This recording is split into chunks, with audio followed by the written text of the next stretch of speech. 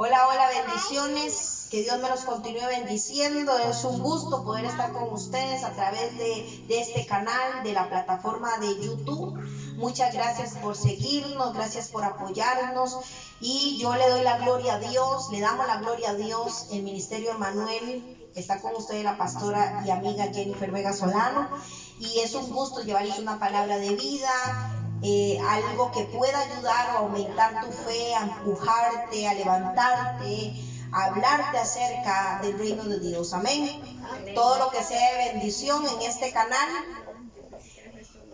Hoy les traigo la segunda parte de las paradojas del reino. Si no sabe lo que es una paradoja, lo invito a ver el video del domingo pasado, donde estuvimos hablando y explicando más a fondo lo que es una paradoja del reino de los cielos. Casi que toda la Biblia está llena de paradojas. Así que vamos a hacer un pequeño repaso. Recuerden que una paradoja es algo que va en contra de parece ir en contra de la lógica, pero encierra una gran verdad. Vimos ejemplos, vimos la posición y la experiencia, ¿verdad? Y quedamos en el punto número 3 del ejemplo de la posición y la experiencia. Vamos a seguir, dice, porque en una sola ofrenda hizo perfectos para siempre a los santificados. Eso está en Hebreos 10:14. Usted lo puede leer en casita.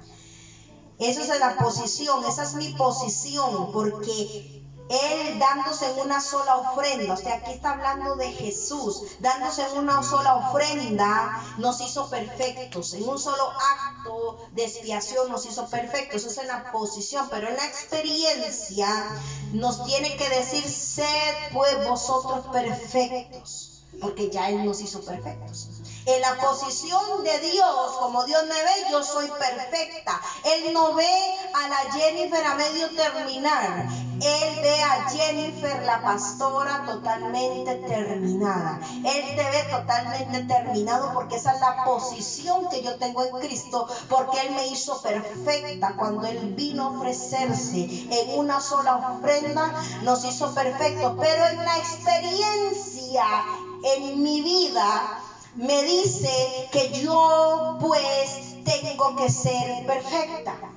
¿Se dan cuenta? Ahí hay una paradoja. Parece que se contradice, pero no es así. En el video anterior yo explico el A y el B, las dos caras de las paradojas. Búsquenlo. Yo sé que al principio le va a costar un poquito, pero si usted presta atención, lo va a entender. Hemos muerto al pecado. Vea mi posición. Vea cómo Dios me ve. Vea cómo Jesús nos ve. Nos ve muertos al pecado. Él no nos ve pecadores. Porque cuando Juan Bautista lo vio, lo primero que dijo fue: he ahí el Cordero que quita, no que cubre, que quita el pecado del mundo. Entonces, cuando Él vino y se dio en holocausto, entonces Él nos ve muertos al pecado, y eso está en Romanos 6:2. Pero en mi experiencia natural, la palabra me dice en Romanos 6:11, consideraos muertos al pecado. Cosa que muchos no han entendido. Por eso es importante que usted entienda las paradojas del reino, porque encierran grandes verdades. Yo siempre he dicho que en las funciones, ahí está el secreto, ¿verdad? En los detalles están las funciones. Si usted lee con detalle la palabra, ahí encuentra usted las funciones de Dios. Amén. Amén. Todo esto nos muestra que nuestra experiencia aquí en la tierra es muy diferente a lo que nosotros ya somos en Cristo, a lo que nosotros ya somos en el cielo.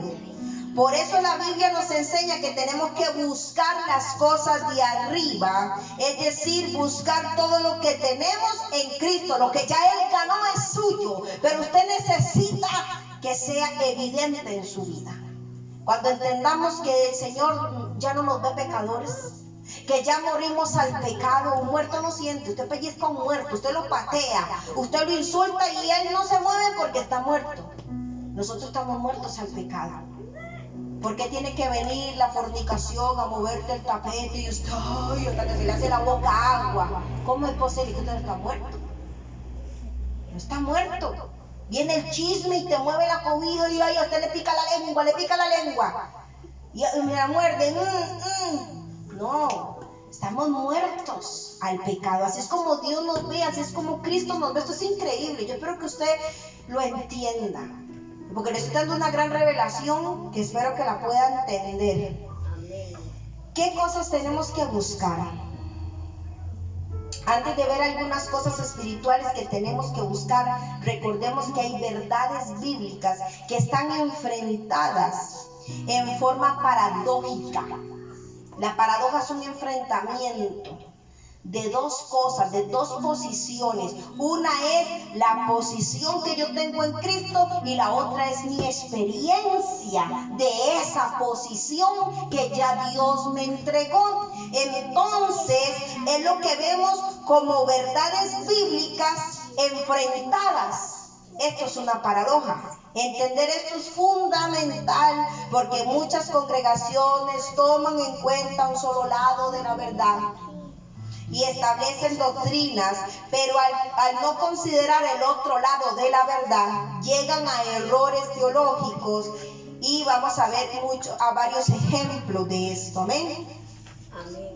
Vamos a ver como punto número 1, la bendición. El mismo problema que ya hemos presentado al hablar de lo que tenemos en Cristo en los cielos y lo que tenemos aquí en la tierra, se presenta con el tema de la bendición. Notemos atentamente que el apóstol Pablo termina todas sus cartas pidiendo que la gracia de Dios, es decir, el favor inmerecido de Dios, su bendición sea sobre los creyentes. Amén. Eso usted lo puede encontrar en Romanos 16, 24, 1, Colosenses 16, 23, 2 Corintios 13, 14, Gálatas 6, 18, Efesios 6, 24, Filipenses 4, 13. Todas las cartas de Pablo terminan de esa manera. Pero ¿cómo podemos entender que Pablo pedía la bendición? Ojo aquí. ¿Usted pide la bendición o ya la tiene? ¿Cuál es mi posición? Ya la tengo. Pero en mi experiencia, hay que pedir. ¿Se da cuenta? Y ahí es donde ocurren los enredos, ¿verdad? No me vayan a hacer enredos, no me hagan sancocho. Pero ¿cómo podemos entender que Pablo pedía la bendición de Dios sobre los creyentes, siendo que él mismo en una de sus cartas dice lo siguiente: Dios nos bendijo con toda bendición, ¿cierto o no? Bendito sea el Dios y Padre de nuestro Señor Jesucristo, que nos bendijo con toda bendición espiritual en los lugares celestes. Eso está celestes en Cristo, eso está en Efesios 1:3. Aquí hay otra gran paradoja. Todas las bendiciones espirituales las tenemos en los cielos, en Cristo, pero no en nuestra experiencia diaria en la tierra. Y ahí es donde tenemos que buscarla. Recuerden, el reino de los cielos se trabaja duro y se cava hondo. Se toca para que se le abra, se pide para que se le dé y se busca para hallar. ¿Ok? El problema es que al no entender estas paradojas, algunos creyentes niegan la experiencia en la práctica, lo que somos aquí en la tierra, y aceptan como única realidad la posición celestial, lo que tenemos en Cristo, y dicen: no tenemos que pedir que Dios nos bendiga porque ya tenemos toda la bendición espiritual. Además enseñan: no tenemos que decir a nuestros hermanos que el Señor le bendiga porque ya tiene toda la bendición. ¿Verdad? ¿Se ha topado usted con gente así? Solo están enseñando una cara de la verdad. La verdad es que ya yo soy bendecida, pero yo todos los días tengo que buscar la bendición de mi Padre. ¿Ok? Pero todo esto, por supuesto, es un gran error, porque no entienden que aquí hay una paradoja bíblica. Por eso es importante entender las paradojas, para usted no enredarse y decir: ay, Pablo dice una cosa y luego se retractó aquí, luego dijo otra, y parece que se están encontrando, no se ponen de acuerdo. Hay mucha irregularidad. Por eso hay que entender las paradojas. Ve, todo tiene una respuesta. Las paradojas bíblicas. Hay que entenderlas. Todas las bendiciones las tienen en los cielos y las tendrán aquí en la tierra. Si oran y si las reciben, ¿cómo? Por fe. Así es como se reciben las cosas en Dios. Oramos y le volamos hasta que se rompa, como una piñata. Usted le da, hasta que uno no ve los confites, usted suelta el garrote. Así es la oración. Usted le da hasta que el Señor responda. ¿Qué hizo Elías? Dice que Elías era un hombre sujeto igual a nuestras pasiones, pero dice que él oraba con fervor. Vea la diferencia.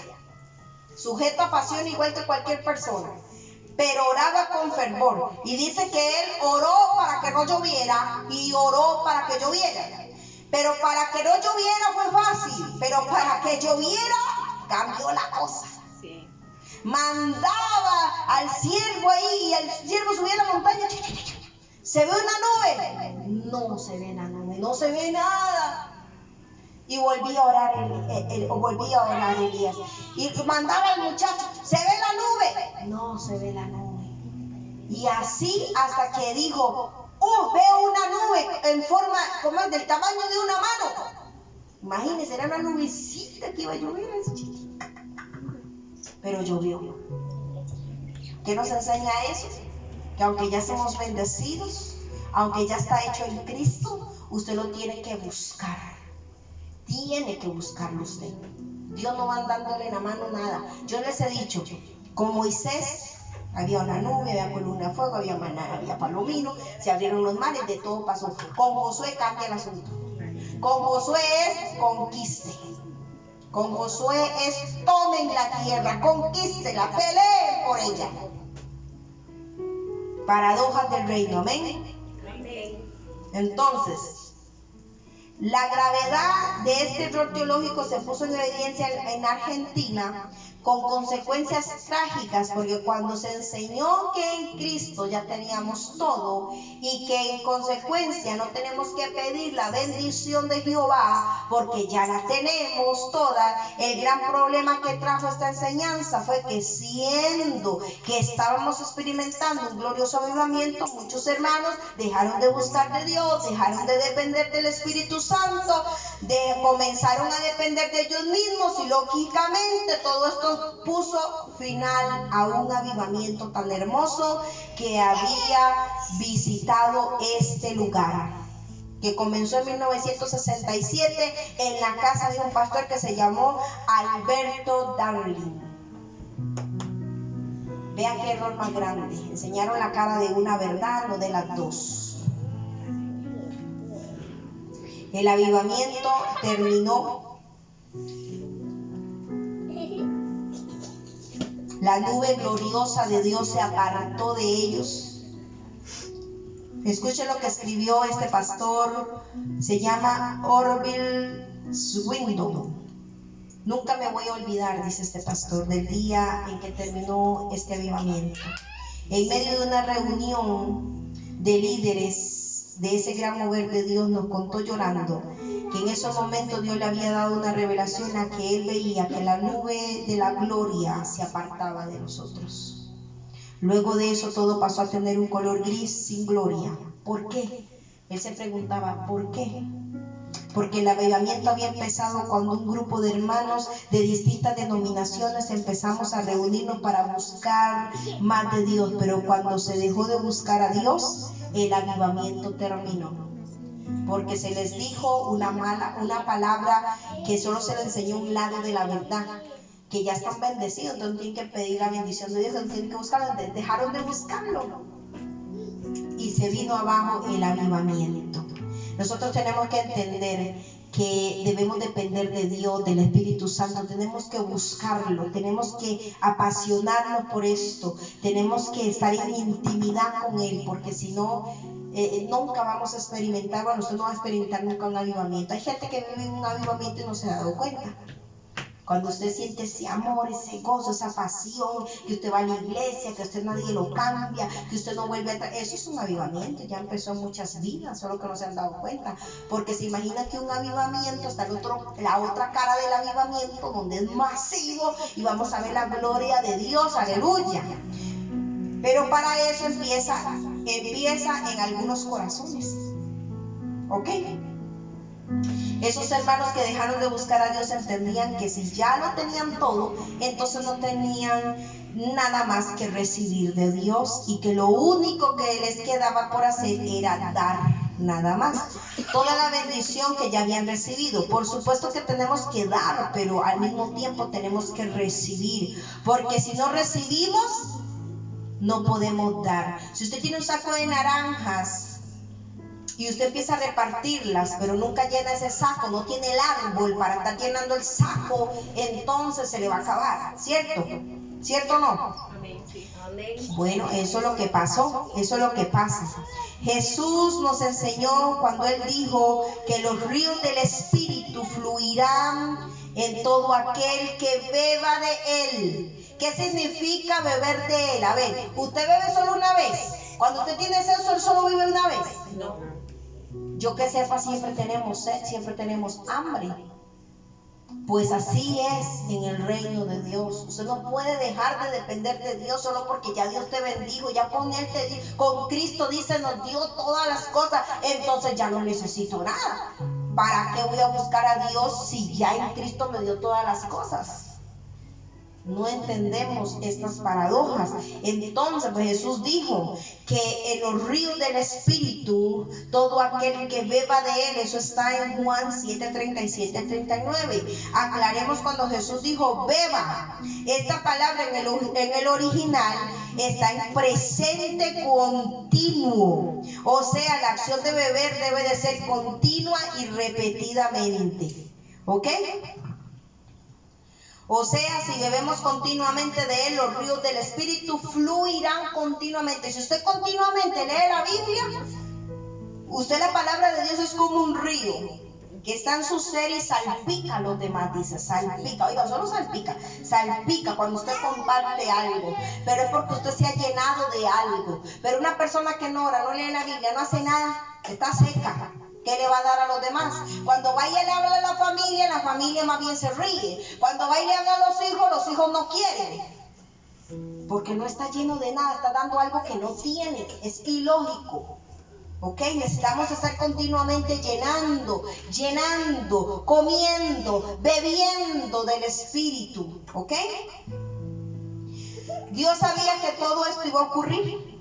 Por eso Él reveló que la iglesia de los últimos días, presten mucha atención aquí, que la iglesia de la Odisea diría, yo soy rico y me he enriquecido y ninguna cosa tengo necesidad.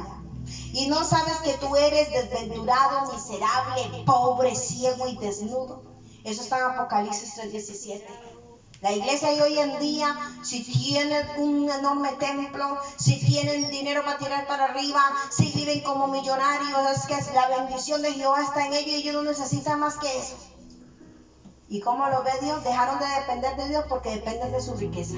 Se olvidaron del Dios que los enriqueció. Se olvidaron del Dios que los llevó ahí, les dio la gracia de multiplicarse. Por eso Él hace y dice, tengo contra ti a la iglesia de la Odisea estas y estas cosas contra ti. Pero ahora en esta última época, antes del arrebatamiento de la iglesia, Dios nos promete que si volvemos a depender de Él, tendremos un avivamiento más glorioso del que ya hemos tenido, porque el Espíritu Santo volverá, cuando dicen amén, a ser derramado sobre toda carne, tal como ya lo hemos visto en otras veces. Usted puede leer Joel 2. El Espíritu Santo, hay una promesa del último mover del Espíritu Santo en masivo, que se derrama sobre toda carne, y eso está a punto de ocurrir, porque el Señor no quiere que tú te pierdas. Vamos a ser parte de ese evento glorioso. La iglesia poco a poco está regresando a su origen. ¿Cuál es el origen de la iglesia? Apostólico y profético. Ese es el fundamento de la iglesia original. Apostólico y profético. Luego de resucitar, bueno, vamos a ver la parte como punto 2, el bautismo del Espíritu. Vamos a ver el bautismo del Espíritu. Dice, Luego de resucitar Jesús, se encontró con sus discípulos y les dijo: recibid al Espíritu. Eso es San Juan 20:22. Pero unos días después volvió a encontrarse con ellos y les dijo: pero recibiréis poder cuando haya venido sobre vosotros el Espíritu Santo, y me seréis testigos en Jerusalén, en Judea y en Samaria, hasta lo último de la tierra. La iglesia tiene que convertirse en testimonio de Jesucristo. ¿Cuál es el espíritu de la profecía? Es el testimonio de que el Dios viviente, el Dios encarnado vive en usted. El Dios que se hizo carne. Esa es la mayor evidencia. Por eso Él dijo: y recibiréis poder. Nosotros tenemos al Espíritu Santo aquí adentro, pero cuando Él se pone, una cosa es tenerlo aquí adentro, algo personal. Él te guía, te aconseja, te lleva toda verdad. Él es tu paracleto, Él te consuela y todo lo demás. Pero otra cosa es cuando Él se posiciona aquí arriba. Y recibiréis poder. Cuando el Espíritu Santo no dijo se te meta adentro, sino que venga y se pose sobre nosotros. Ahí ya es diferente. Ahí es donde van a empezar a ocurrir las verdaderas señales. Es una iglesia, vamos a ver a la iglesia con un poder terrible, maravilloso, donde los de las sillas de ruedas se van a levantar, los de cáncer se van a sanar, los de sida se van a sanar, los ciegos van a ver, los sordos van a oír, el cojo va a saltar, todo lo que está escrito va a acontecer. Esto va a ser masivo, va a ser un boom, va a ser noticias por todo lado, el despertar de la iglesia, porque la iglesia no está caída, como muchos dicen que la iglesia tiene que ponerse de pie. No, la iglesia está de pie, porque es el cuerpo de Cristo. Nunca estuvo caída, nunca estará caída. La iglesia tiene que despertar y volver al origen, y poco a poco lo está haciendo. Un fundamento apostólico, con un mover profético, con el testimonio de Cristo verdaderamente. Porque ese es el testimonio, cuando Él les dijo: y recibiréis poder cuando venga el Espíritu sobre ustedes, y me seréis testigos, dice, en Jerusalén, en toda Judea, Samaria y hasta lo último de la tierra. Ellos testificaban que Cristo en ellos. Ese es el mayor testimonio de todos, ¿ok? Eso está en Hechos 1:8. Al escuchar esto, algunos discípulos habrán entrado en conflicto pensando: no entiendo, ¿cómo es que vamos a recibir al Espíritu Santo si ya lo hemos recibido? ¿Te das cuenta? ¿Qué diferencia? Ya le expliqué. Una cosa es estar aquí adentro, una cosa es estar aquí, el Espíritu Santo está conmigo, y otra cosa es cuando Él tome su lugar. Ay, papá. Cosas serias, como cuando el Señor me reveló a mí que lo ve Juan Bautista, dice ahí el Cordero del Mundo, y viene y lo bautiza, y donde se le posiciona la paloma al Señor aquí. El Espíritu Santo no es una paloma, tomó forma en ese momento y se le posiciona aquí. Me muestra el Señor, está en Isaías 9:6, y el principado sobre su hombro. Ay, el Espíritu Santo, ¿qué hizo? Se posó sobre él, no se le metió adentro, se posó sobre él, lo impulsó al desierto. Y luego, ¿cómo salió del desierto? No salió impulsado, salió empoderado. ¿Ven la diferencia cuando el Espíritu Santo se posiciona en su lugar?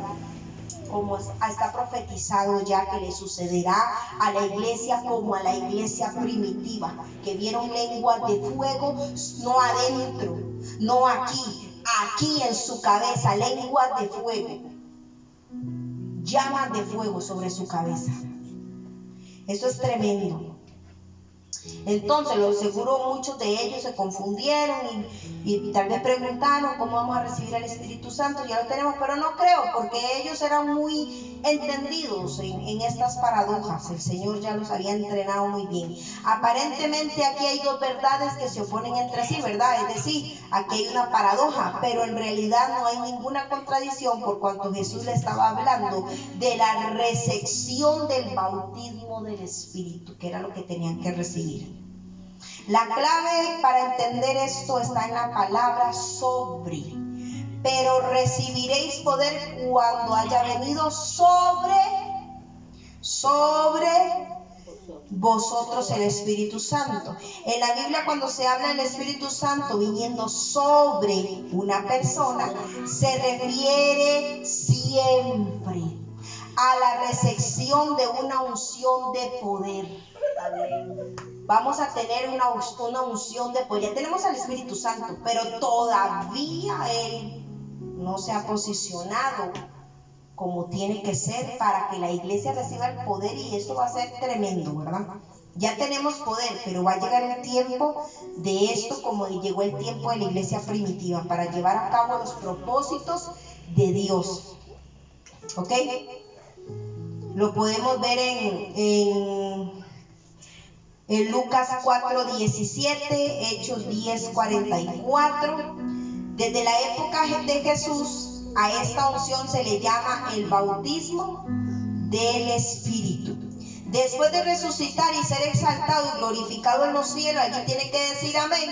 En Juan 7:39, Jesús derrama la promesa del Espíritu. En Hechos 2:33, y en ese momento los discípulos recibieron la unción del poder, la promesa del Padre, que está en Hechos 1:4, el bautismo con el Espíritu Santo en Hechos 1:5. Y hay dos verdades aquí claramente, completamente diferentes. Okay. Con esto terminamos por hoy y seguimos con el tema de las paradojas. Vamos a dejarlo en esta parte, las dos verdades que son completamente diferentes, ¿verdad? Desde el momento de la salvación tenemos al Espíritu Santo, que quede claro en nosotros, amén. ¿Cuántos saben eso? En el momento de tu salvación tenemos al Espíritu Santo en nosotros, pero al recibir el bautismo del Espíritu, y esto no lo han recibido muchos hijos de Dios, recibir el bautismo del Espíritu, entonces tenemos el poder de Dios sobre nosotros. Y la iglesia necesita tener el bautismo del Espíritu para que el Espíritu se posicione sobre nosotros, para tener el poder y la autoridad que muchos desean, ¿verdad? Y que le quieren ordenar hasta un muerto que resucite. Se necesita el poder sobre el poder del bautismo del Espíritu, ser bautizados en el Espíritu como lo fue la iglesia primitiva. Ok, vamos a dejarlo hasta ahí. Espero haber sido de bendición y que Dios me los guarde, me los bendiga, los prospere, les ayude. Shalom.